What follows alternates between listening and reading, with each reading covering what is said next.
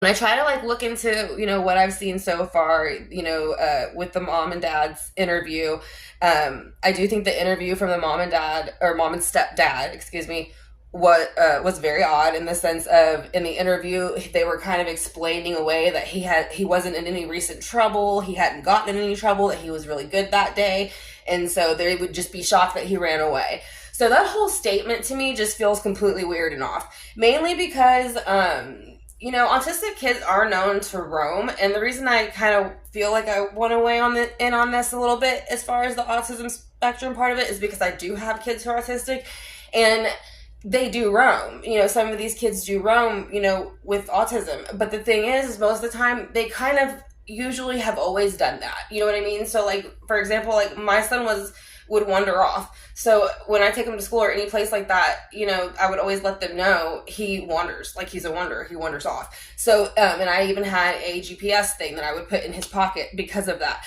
So for them to say that he probably ran away and that was just so unlike me, he never did anything like that before, that's what makes me think they're lying immediately.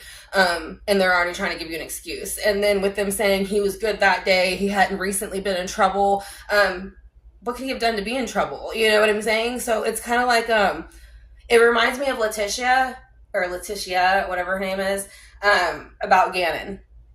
I want to say, in that video that they found where he was crying and it was just the saddest thing ever. In the video, she keeps telling him, well, you're not in trouble, you're not in trouble. So that just shows you they were probably verbally and more than likely somewhat physically abusive to this child. That's how I feel about the mom and the stepdad. That's my opinion. And that's just how I feel about it from what I'm listening to. Even watching the video at Roadhouse, this mom seemed so uninterested of sitting there with her kid